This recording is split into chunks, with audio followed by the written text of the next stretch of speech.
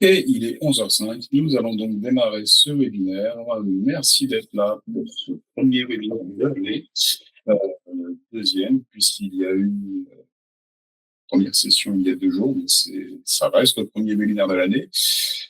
Je suis Christian de la société C'est Flou. Je suis accompagné de Andra, Thomas, Clément et Nathalie, et je suis là pour vous parler des vidéos agrandisseurs et surtout de la caméra Cost. Je vais juste partager mon écran. Voilà, je pense que vous voyez tous mon PowerPoint. Ce webinaire va durer approximativement 45 minutes, 1 heure, et il y aura une session de questions-réponses à la fin. Vous pouvez néanmoins poser vos questions dans la section de chat le plus visible qui se trouve en bas à droite de cet écran. Pourquoi la caméra Cost révolutionne le marché des vidéos agrandisseurs? C'est le thème de la journée, et on va en parler ensemble. La caméra Cost, déjà, il faut partir sur un contexte général. Quel va être l'usage et la typologie de clients ou de la patientèle qui va être susceptible d'utiliser ce type de dispositif? C'est un dispositif qui est conçu pour être ultra portable, travailler la vision de près et la vision de loin, selon les versions, avec une grosse préférence également pour la vision de loin. Et c'est un dispositif qui a été conçu essentiellement pour les étudiants et les personnes actives. Pourquoi? Parce que en fait, c'est un dispositif qui est conçu pour se connecter à un PC, travailler en adéquation avec un PC, faire de la retranscription visuelle de ce qui est écrit de près ou de loin directement sur l'écran du PC, et qui va être extrêmement utile pour ce type d'usage puisqu'il est extrêmement compact. On est sur un produit qui fait approximativement 30 cm de longueur, euh, extrêmement léger également. C'est un dispositif qui ne pèse que 350 grammes et qui va permettre de faire de la vision de loin sur un tableau ou un PowerPoint, de la vision de près, de la même manière qu'un téléagrandisseur ou qu'une loupe électronique, avec quelques subtiles différences, de l'écriture, et également dans sa version OCR, de la numérisation de documents. On va pouvoir retranscrire de manière positive ce qui est sous la caméra. On est donc sur une solution assez polyvalente. Va se poser en compte, va à prendre en compte également les difficultés rencontrées au quotidien par les personnes susceptibles d'utiliser ce type de dispositif. D'expérience, alors c'est pas une science en soi, mais d'expérience, bien souvent, ce qui pose problème sur ce type de dispositif, ça va être les lieux. Ça va être un éclairage insuffisant dans une salle de classe, dans un amphithéâtre, dans une salle de réunion, pourquoi pas, ou alors, paradoxalement, des fois, un éclairage trop présent. C'est plus rare, mais ça peut arriver. En tous les cas, on est totalement tributaire des conditions d'éclairage de la salle où on se pose. Et c'est vrai que le gros intérêt de ce dispositif, c'est de pouvoir travailler même en faible lumière, même en faible éclairage, avec une qualité correcte et qui permet de prendre connaissance de l'information. Autre problématique qui peut se poser de manière générale sur ce type de dispositif, le zoom optique. Un zoom optique ou un zoom numérique d'ailleurs pas suffisamment puissant et pas suffisamment efficace, on va avoir une qualité d'image qui va être dégradée et qui forcément sera beaucoup moins lisible. On peut avoir également un aspect stigmatisation avec un impératif qui va être se positionner au premier rang de la salle ou en tout cas devant l'écran, ce qui, dans certains cas, peut être gênant au quotidien. Donc, la caméra Cost a été conçue, entre autres, pour répondre à une grande partie de ces difficultés. Et l'autre difficulté, et là, je pense plus au milieu scolaire, alors c'est également le cas dans le milieu professionnel, mais c'est vrai que c'est essentiellement le cas sur la partie scolaire, c'est le poids des aides techniques qui aujourd'hui sont proposées. On est souvent sur des personnes qui doivent se déplacer de salle en salle, des charges supplémentaires à transporter. C'est des aides techniques qui souvent sont volumineuses. Le poids s'ajoute aux affaires que l'élève ou le salarié utilise déjà. Il peut y avoir à terme l'apparition de douleurs dorsales ou de douleurs, ce qu'on appelle des TMS, un trouble musculo-squelettique, donc douleur au dos, douleur au cou, douleur au lombaire. Et il y a également un risque de chute pour la personne déjà, mais également un risque de casse de l'aide technique. Autre difficulté rencontrée, la partie stigmatisation. Aujourd'hui, on sait que de manière globale, alors ça fait sûrement écho à des situations que vous connaissez, que ce soit jeune ou moins jeune, il y a ce côté d'avoir des solutions le plus discrètes possible, le plus indolore possible. Si la solution est considérée comme trop visible et pas assez discrète, le risque, ça va être que la solution sera pas utilisée, elle restera dans le placard, euh, ou alors utiliser des solutions de grand public, type iPad par exemple, mais qui sont pas forcément les plus adaptées aux besoins à l'instant T. L'iPad, c'est très bien, c'est une super solution, mais c'est pas fait à la base pour être utilisé 6 heures par jour devant un écran. On peut avoir une apparition de troubles musculo-squelettiques, on peut avoir un zoom un petit peu léger sur certaines situations, surtout en basse lumière. La caméra COS va répondre également à ce besoin-là.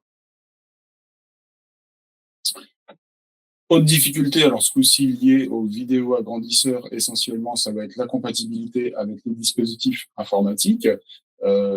Aujourd'hui, un vidéo agrandisseur, c'est quoi? Très basiquement, c'est une caméra qu'on va connecter à un PC. Donc, c'est l'ajout d'un périphérique externe au PC. Il faut s'assurer que ce dernier soit bien compatible avec le parc informatique qu'utilise la personne, que ce soit une tablette, que ce soit un ordinateur fixe ou un ordinateur portable. Euh, et quel que soit l'operating system, que ce soit Windows ou Mac, enfin Apple pour les plus grands, ou alors éventuellement Android pour les tablettes.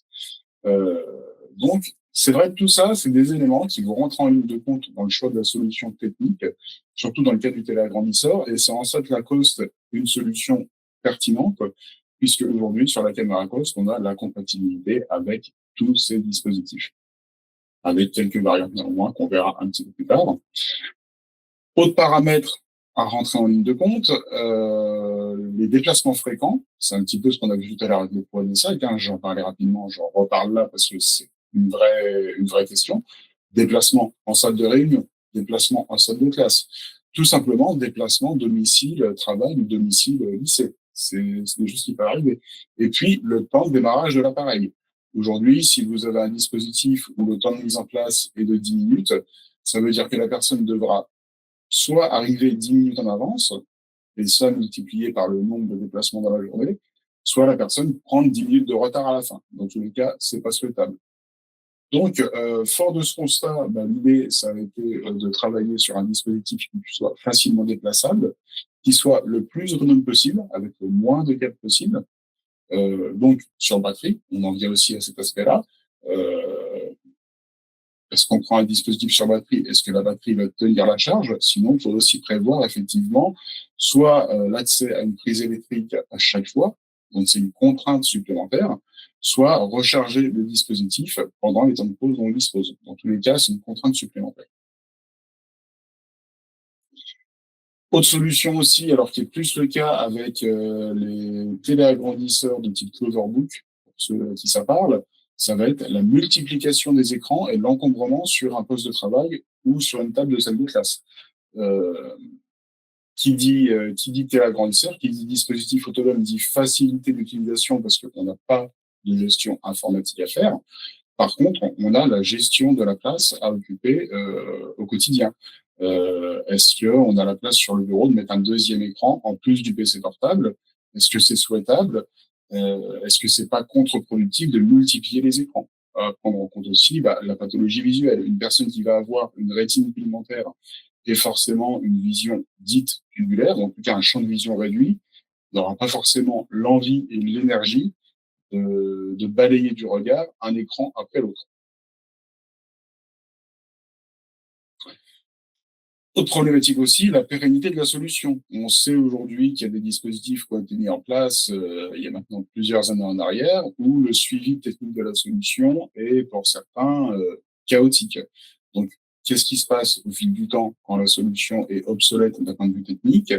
Comment on gère ça? Comment on fait en sorte en fait de proposer la meilleure solution, la plus adaptée aux besoins de l'utilisateur? Vous avez ici les différents types d'aides techniques. Très rapidement, hein, succinctement, c'est juste pour du rappel, les grandes catégories en tout cas qui existent. Vous avez la loupe électronique ultra portable, donc au format un petit peu téléphone, hein, pour arrondir. Les loupes électroniques portables ou vidéo agrandisseurs portables, c'est selon comment on se place. Les tablettes agrandisseurs, les télé agrandisseurs fixes, qui, eux, vont être destinés à rester fixes et à demeurer au même endroit. Les vidéos agrandisseurs, qui est le sujet qui nous intéresse aujourd'hui. Les machines à lire, bon là, on va totalement occulter la partie écran, même si, on en parlera très rapidement, il y a possibilité de faire ressortir de l'image, mais avec un certain nombre de contraintes. Et là, on est plus sur du périphérique d'entrée, donc les claviers à gros caractères, les logiciels, le plus connu d'entre eux étant en zoom text, et les plages braille pour les cas où la personne est en malvoyance profonde ou en cécité, mais ça va nécessiter forcément de connaître le braille. Alors, on va passer dans quelques secondes très rapidement sur ces différentes catégories. Je voudrais juste vous montrer la caméra close en vrai avant de rentrer dans les catégories. Donc, je le mets à côté de moi pour que vous vous rendiez compte de l'encadrement en fait de ce dispositif. Là, je vous mets à la caméra le packaging complet de la caméra close. Voilà comment il est conçu. Donc, 30 cm, ça rentre dans un sac à dos, ça rentre dans un cartable, et la caméra en elle-même, je vais vous la montrer. Alors, juste faire le focus, voilà, vous avez là l'ensemble de la caméra, une fois repliée. Donc, on est quand même sur un produit extrêmement compact, une tête télescopique, de manière à passer par-dessus les épaules, comme on viendra. Et donc, le mouvement est assez simple, puisqu'on a que deux boutons physiques en haut, un pour zoomer, un pour dézoomer. Tout le reste se fait sur le PC. Je voulais quand même que vous le voyez en visio pour de vrai. Je vais après ressortir l'image du soft sur la vidéo pour que vous vous rendiez compte. Mais on est vraiment sur une solution qui est conçue pour être extrêmement compacte, extrêmement facile à déplacer et le plus simple possible en termes d'utilisation pour l'utilisateur final. Très rapidement, pour revenir, je vais passer très vite sur ces slides-là, sur les loupes électroniques ultra portables. Avantage de la solution, écran intégré, ultra portable, facile d'utilisation et autonome. Par contre, on va être limité en termes de place parce que on est bien souvent sur des écrans de 5 pouces. On a la vision de loin la vision de loin qui est quand même une option assez rare. Et en plus, qui dit petit écran dit fatigue visuelle accrue, encore plus s'il n'y a pas de CR. Vous avez ici les loupes électroniques portables. Alors là, on a mis un exemple, la Cloverbook. Avantage de la solution, le grand écran, la possibilité même de mettre un deuxième écran. Donc ça, c'est plutôt sympa. C'est pliable, léger, simple à utiliser, polyvalent, autonome. Par contre, l'export de documents est extrêmement complexe. On ne peut pas le faire, on peut le faire difficilement. Et l'encombrement fait que pour moi, on est sur des solutions certes portables, mais avec un certain nombre de bémols.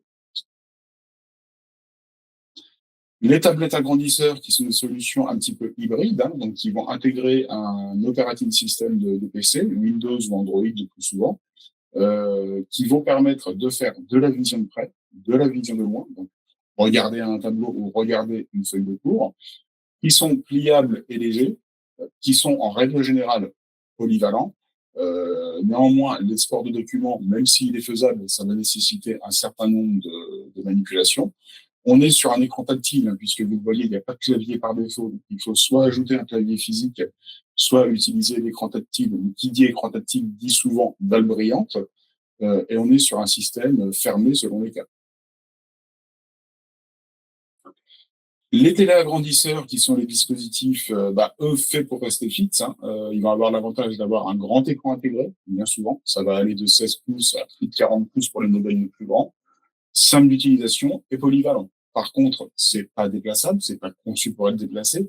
Il n'y a pas de fonction d'export de documents, sauf cas très spécifique.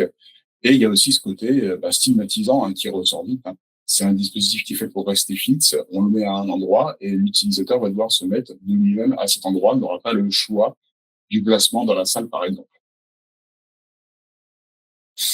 Les machines à lire, comme leur nom l'indique, c'est conçu essentiellement pour transcrire de manière auditive ce qui apparaît à l'écran. Donc, on va pas avoir de notion d'agrandissement, sauf cas exceptionnel. On en parlera un petit peu plus loin. On va avoir, par contre, une lecture vocale. Ça, c'est quand même plutôt sympa. Une retranscription vocale de ce qui va être scanné par la machine. C'est en règle générale simple d'utilisation puisqu'on a en principe pas plus de 6 boutons grand maximum et ils sont facilement repérables. Et selon le modèle, on peut avoir de la mobilité. Par contre, selon votre modèle, on peut aussi avoir un produit qui va être encombrant, qui va plus être transportable que portable, voire même fait pour rester fixe. L'export de documents est extrêmement complexe Et on est plus là sur des dispositifs qui sont utiles pour prendre connaissance de longs documents écrits plutôt que de schémas, par exemple, ou de notes rapides à un tableau. Les vidéos agrandisseurs, qui est donc le sujet aujourd'hui, excusez-moi, on va avoir du coup la polyvalence en fait du téléagrandisseur, puisqu'on va avoir la vision de près, la vision de loin, l'OCR pour certains modèles, même la vision miroir, hein, s'il y a un besoin, peut toujours être utile pour se raser, se maquiller, il y a toujours des usages. Hein. On a la possibilité de les connecter à un PC portable ou fixe ou tablette, hein, selon les modèles. On va avoir la possibilité d'avoir un outil qui va prendre peu de place sur un poste de travail, donc on pourra ajouter, mettre à côté d'un PC, qu'on pourra utiliser de manière efficace. La possibilité de faire de l'export de documents, alors avec quelques manipulations informatiques, hein, c'est pour ça qu'on n'a mis pas d'export de documents, parce que par défaut, ça n'existe pas, et bien souvent, il faudra prévoir un port USB 3 pour alimenter le dispositif, à minima. La grande force des vidéos agrandisseurs, c'est vrai que ça va être l'agrandissement, excusez-moi, des documents, la possibilité d'écrire sur le document en ayant un retour visuel rapide, du placement même de la caméra, et puis la polyvalence de la vision de près, vision de loin. La cause du haut, donc, que je vous ai montré il y a 2 minutes, bah, vous avez ici des visuels qu'on a ajoutés. Elle va pouvoir permettre de faire la vision de loin, pointer un tableau, pointer un document de loin, la vision de près, l'OCR, l'OCR, donc la reconnaissance de caractère, c'est une option. Et puis également le mode miroir qui va permettre, si besoin, à une personne de se maquiller, de se raser, en tout cas de l'utiliser comme un miroir amélioré.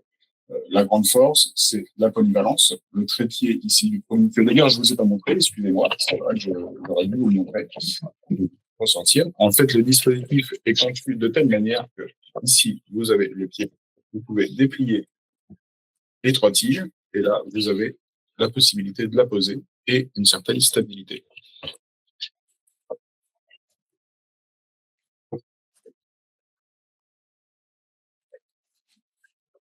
Vous avez donc l'ensemble du packaging sous les yeux, tous de transport de 30 cm, la possibilité de mettre de serrer sur une table de manière à rendre le dispositif totalement fixe pour éviter risque de chute, pour éviter également avoir une meilleure stabilité, la possibilité d'avoir un support à poser qui permet quand même, surtout sur la version vision de près, d'avoir une stabilité lors de l'OCR. Le dispositif est fourni avec tous ces éléments. Également un câble USB qui fait 3 mètres de longueur de mémoire, qui permet donc d'avoir une certaine latitude sur où placer la caméra et comment la placer. Et on est sur un dispositif qui pèse 350 grammes, donc qui est vraiment conçu pour de la mobilité extrême et qui du coup ne va pas être contraignant en termes de déplacement, en termes de douleur dorsale ou d'encombrement, qui est vraiment conçu pour ce type de solution. Je vais maintenant couper ce PowerPoint et partager mon écran avec la caméra. Il manque juste 2 minutes au temps de voir soft. Et on va tout de suite.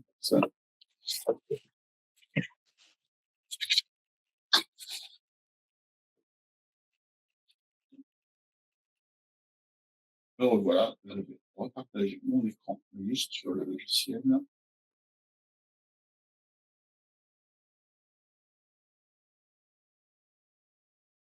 Voilà.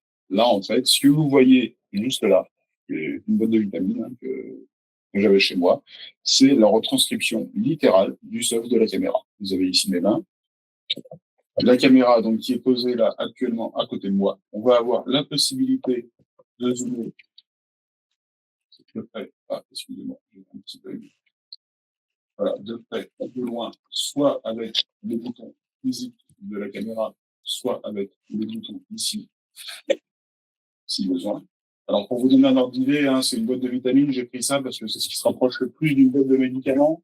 On est sur une police qui est encore 6. On a quand même une vitamine qui est assez conséquente. Le temps que le bus se passe.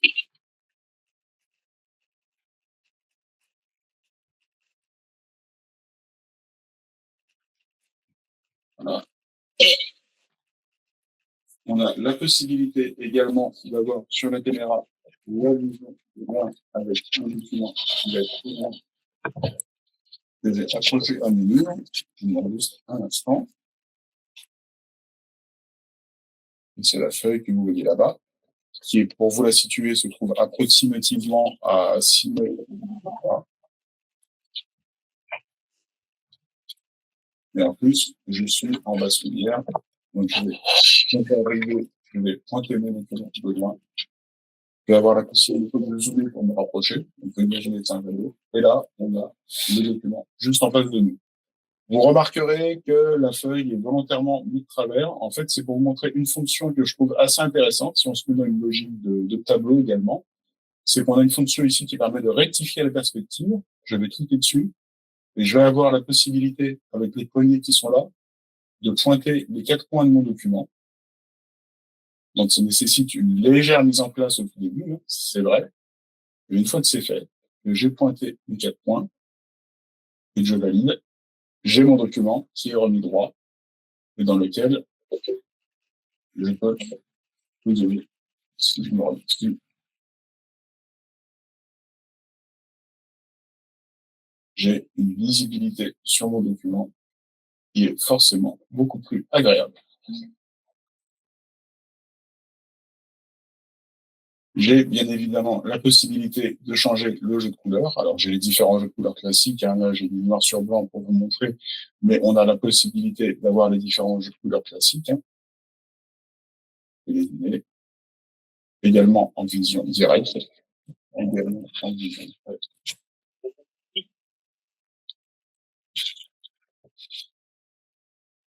Voilà, je repasse sur mon boîte de vitamines.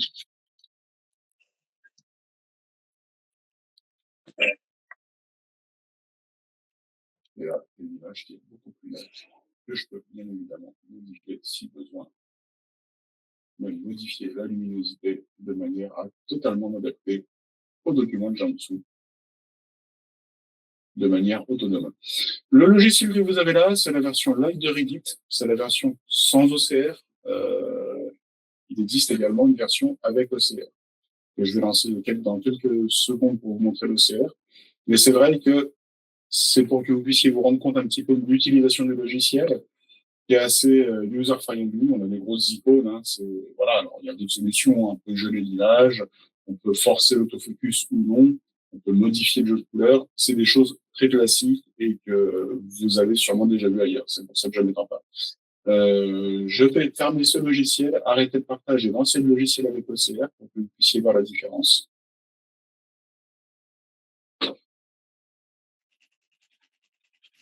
Juste un instant.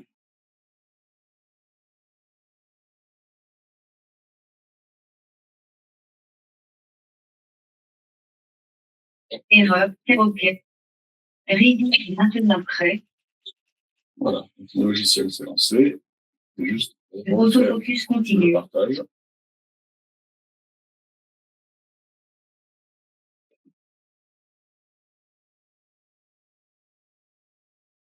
Voilà, le partage là est actuellement sur le bureau.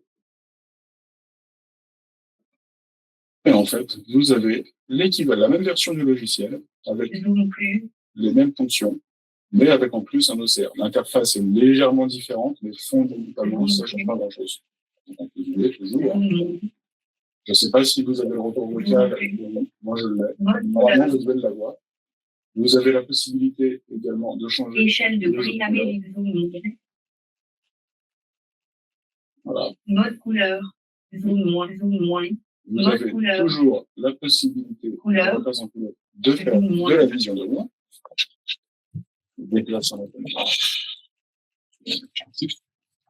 Et ce qui va être intéressant dans cette figure, ça va être de faire de l'OCR sur la vision de loin. Donc, je vais pointer mon document. Alors, qu'il y a un document en format A5, en format A5.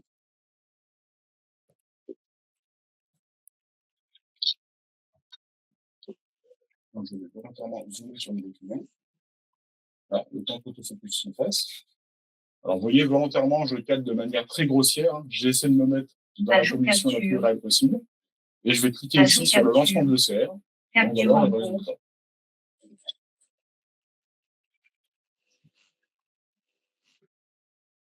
malvoyante, retouche plus de 2 indiens de pair, elle difficile à expliquer et encore plus qu'horaire fait expérimenter lors des actions de sensibilisation. Innovation technologique, fabrique Webal remplacer les lunettes. Voilà. Donc, on est quand même sur de la vision de loin, encore 6. Erreur. J'ai volontairement triché de manière à pouvoir me mettre en situation plus réelle. On a quand même un OCR qui reconnaît le texte, qui le reconnaît de loin sans grosse erreur de lecture, et en plus en condition de basculière. Si vous vous mettez dans une condition de salle de classe, forcément, le résultat sera encore meilleur. Mais on a quelque chose, je trouve, qui est plutôt cohérent. Je vais arrêter le mot partage d'écran et repasser à la présentation. Juste quelques instants. Enregistrer les Alors, je crois qu'il y a eu une question entre-temps. Juste. Y a-t-il des raccourcis clavier pour accéder aux icônes? Oui, il y a là, effectivement. Il y a des raccourcis clavier. Certains sont paramétrables, d'autres non, mais il y a effectivement des raccourcis clavier. Je vais juste repartager ma présentation, qui, je l'espère, apparaît à l'écran. Ça a l'air d'être le cas. Donc, cette petite démonstration rapide à distance, c'était pour vous montrer un petit peu les capacités du dispositif de la caméra Coast. Que ce soit en termes de redressement d'image en vision de loin, les capacités en vision de près sont très classiques, hein, c'est des choses qu'on a déjà vues ailleurs, c'est surtout la vision de loin qui est pertinente, et surtout à mettre en corrélation avec l'encombrement extrêmement réduit et le poids extrêmement réduit de la solution. Comme vous l'avez sûrement compris, la patientèle type pour ce type de solution, ça va être des personnes jeunes ou moins jeunes, déficients visuels légers, modérés ou profonds, selon les versions, étudiants et personnes actives, personnes équipées d'un écran, en tout cas des personnes qui sont à l'aise avec la technologie. Les usages, ça va être professionnel, sur l'aménagement de poste de travail, éducation pour le scolaire, et puis après, ça peut dériver effectivement sur le personnel, hein, avec la lecture à la maison, l'écriture, la vision miroir. On a quelques petites anecdotes, hein, d'une personne, par exemple, qui nous a acheté ce dispositif parce que c'était un grand pêcheur. Et la vue baissait, il avait besoin d'une solution pour pouvoir surveiller le bouchon de sa ligne de canne à pêche. Et en fait, il nous a acheté ce dispositif parce qu'avec la vision de loin, il pouvait pointer le bouton de sa ligne de canne à pêche et surveiller son bouton de loin. C'est une histoire qui est plutôt sympathique. Les spécifications techniques de la caméra, donc on est sur une résolution de 1080p à 60 fps. Alors, on peut passer de 60 à 30 fps, hein, si besoin. 4 mégapixels, un zoom optique de 10 fois, un zoom numérique de 4 fois, des dimensions et un poids extrêmement réduit, vous l'avez compris. Une connexion unique en USB 3. Donc ça, il y a un seul branchement à faire, c'est l'USB 3. Il n'y a pas à la mettre sur secteur, c'est quelque chose qui n'est pas utile. Et c'est fourni avec l'ensemble des solutions que vous voyez là. Donc, étui de transport, chiffon de nettoyage, câble d'extension USB qui permet de passer à 1,8 m et pas 3 m comme j'avais dit tout à l'heure, pardon. Et un adaptateur USB-C vers USB-A, ainsi que le logiciel Reddit Lite que je vous ai montré il y a quelques minutes.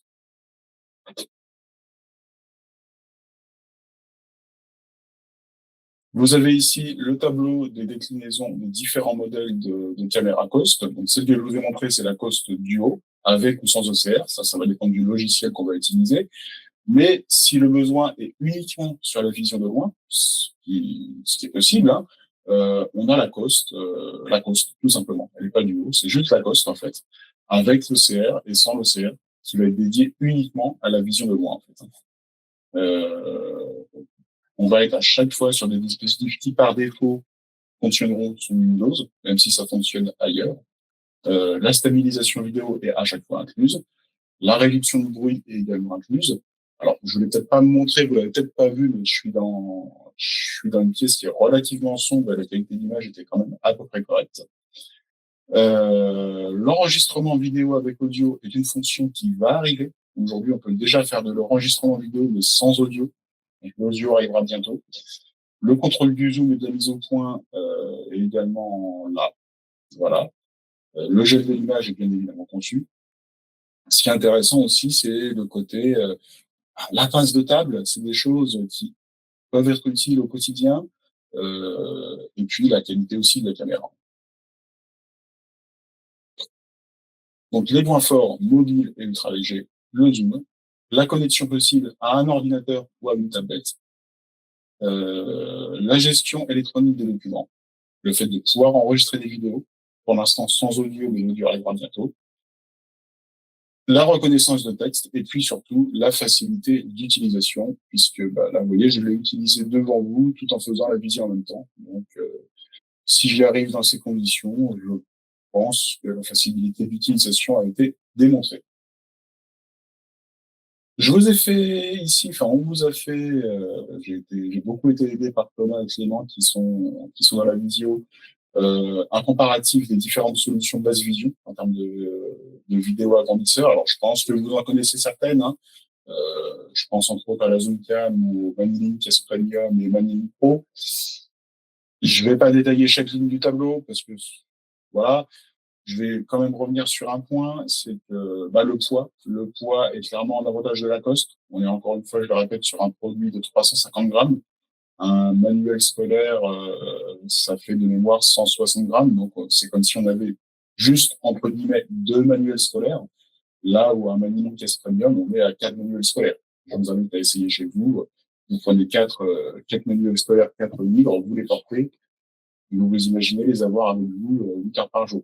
Donc, en termes de déplacement, c'est extrêmement avantageux. Le zoom optique est ADX sur toutes les solutions. La reconnaissance de caractère est prévue aussi selon les cas. Et puis, la partie tarifaire qui est en bas, qui a son importance. Ce tableau, on pourra vous l'envoyer si vous le souhaitez, sur simple demande. Petit point quand même ici sur la partie Manilink, que ce soit Manilink Pro, Manilink S Premium. C'est des solutions qui ont certes l'inconvénient d'être plus encombrante, c'est un fait, qui néanmoins en termes de qualité d'image pure sont bien souvent quand même un cran au-dessus que la caméra Cost. Faut considérer ça. Donc c'est vraiment, est-ce qu'on a besoin d'avoir une image plus ou moins puissante, etc. Il faut se poser la question. Sur la partie Zoomcam, alors c'est vrai que la Zoomcam est séduisante sur le papier également, entre autres dû à son encombrement réduit, hein. On n'est que sur 1 kg 10. C'était avant l'arrivée de Lacoste, le produit le plus léger de tous comparatifs. Donc Lacoste a un petit peu bouleversé le marché. Je sais aussi que la Zoomcam a la capacité de travailler seule sans aucun soft ajouté par défaut. Lacoste aussi, on peut tout à fait l'utiliser avec la partie caméra de Windows. On va juste être limité au niveau des contrastes qu'on ne pourra pas utiliser. Il manquera des fonctions, mais dans l'absolu, ça marchera. On pourra zoomer et dézoomer au besoin.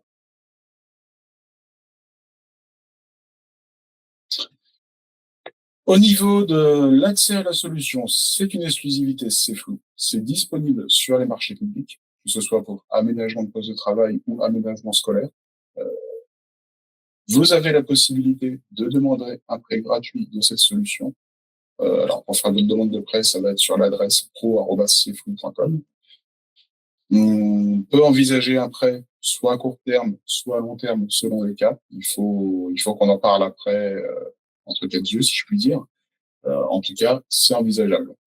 On a voulu volontairement rendre ce dispositif le plus accessible possible. Donc, faut vraiment nous solliciter pour ces questions, pour ces demandes.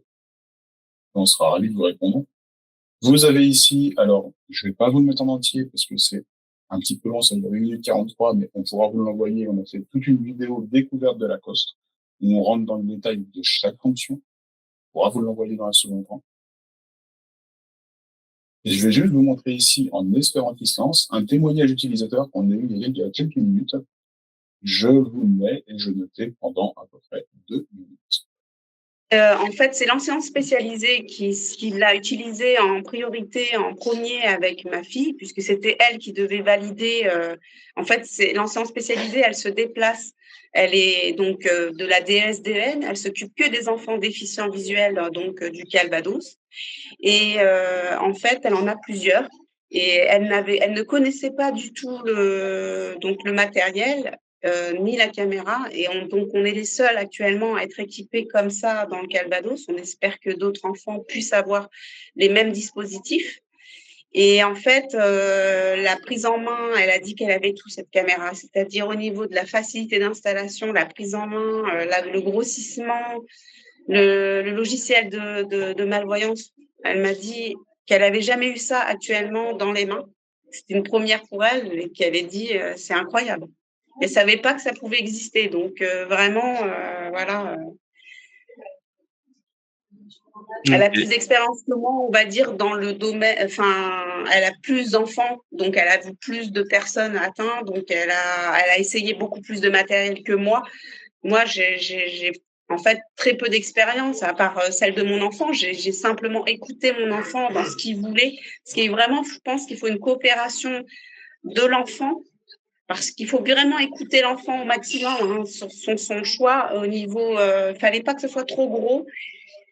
Au niveau place et au niveau grosseur, parce qu'il y avait vraiment beaucoup de caméras actuellement et il y en avait qui étaient vraiment assez imposantes.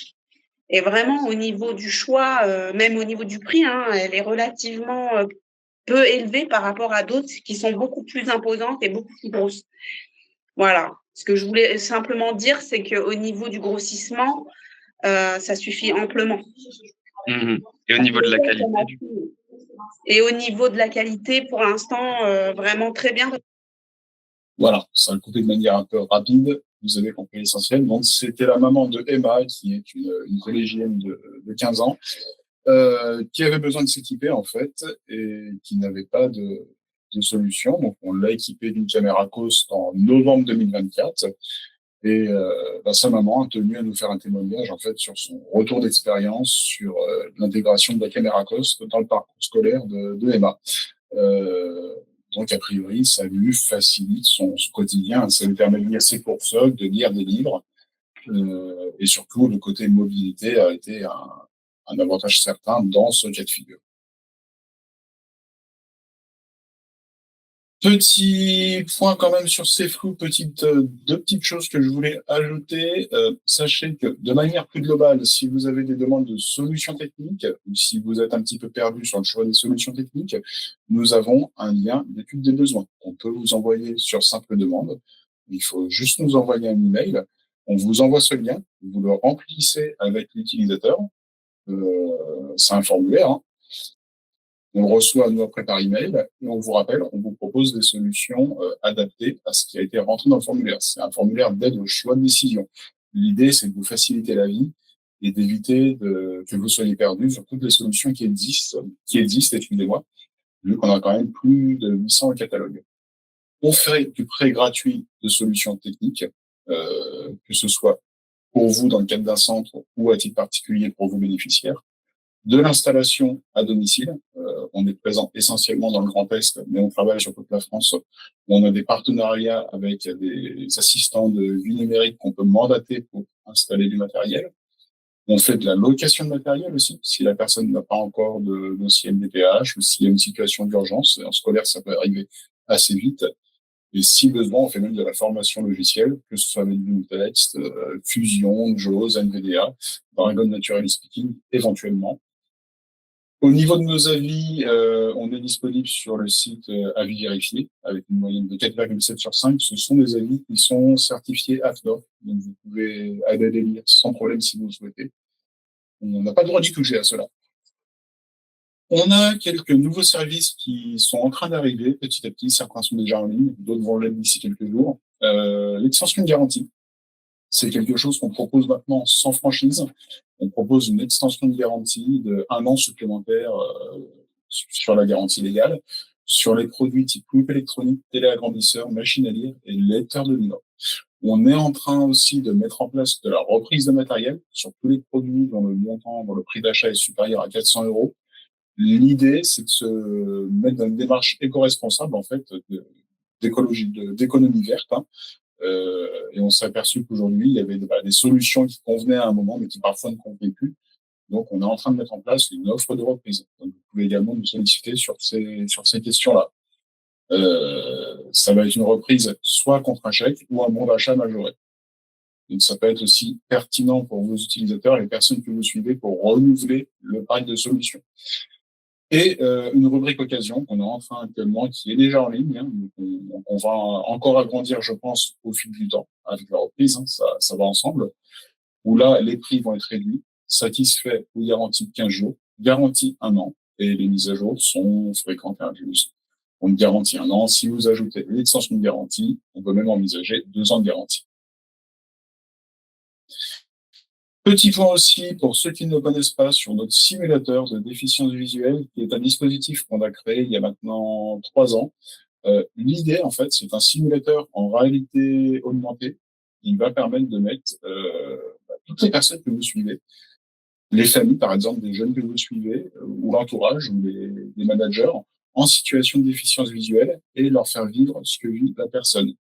Ça va permettre d'améliorer la compréhension, ça va permettre d'améliorer aussi le vivre ensemble, et ça va aussi permettre de proposer des solutions pérennes dans le temps.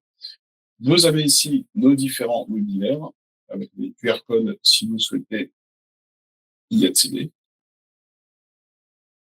Oups, excusez-moi. Nos différents réseaux sociaux. Je vous invite à nous suivre quand vous le souhaitez. Vous pouvez nous faire toutes vos demandes sur l'adresse suivante, pro@cflou.com. Et je vais maintenant prendre quelques minutes pour répondre à vos éventuelles questions. Je vous invite à poser les questions dans la fenêtre de chat, ou alors en vocal éventuellement, si le vocal est ouvert chez vous. Y a-t-il des questions?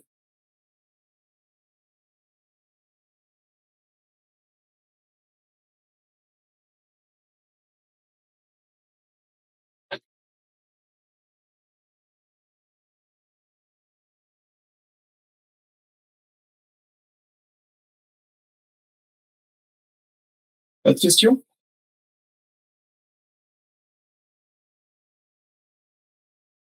Thierry, peut-être, non?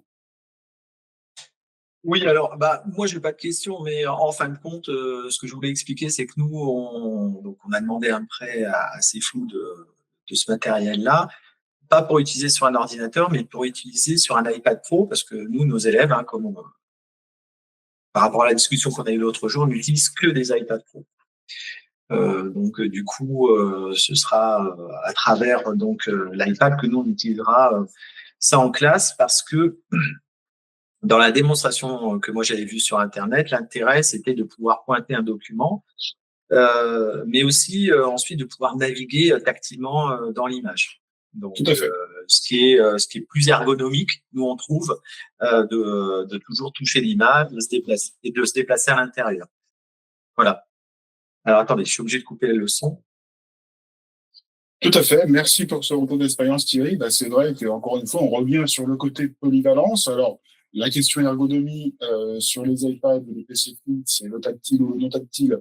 Ça, c'est toujours des grandes querelles de chapelle. On a déjà eu des discussions là-dessus, tous les deux. On n'est pas forcément d'accord, mais effectivement, la solution est pertinente dans ce sens-là. Christelle, je vois que vous avez une question sur le coût de l'appareil. Alors, au niveau du coût, ça va dépendre de la version, mais ça va démarrer sur la version uniquement la vision de loin sans OCR à 2 400 €. Et pour la version duo, donc vision de près, vision de loin avec OCR, à 4 290 €.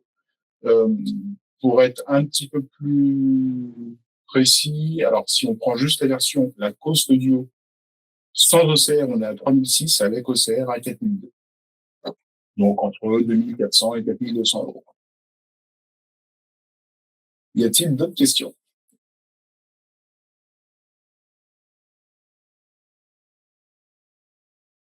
Je vous en prie.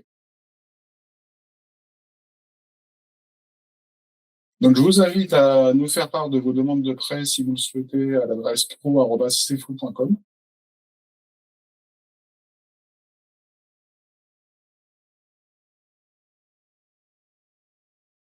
Pas d'autres questions?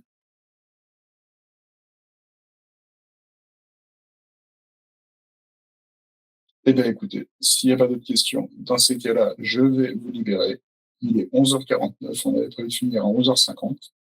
Donc, c'est parfait. On est pile dans les temps.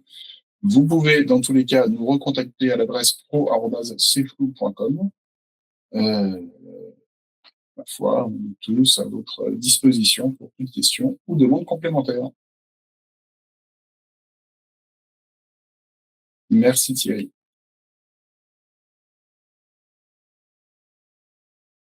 C'est fini. Je vous souhaite à tous un bon après-midi et bon appétit pour ceux qui ne vont pas tarder à aller manger.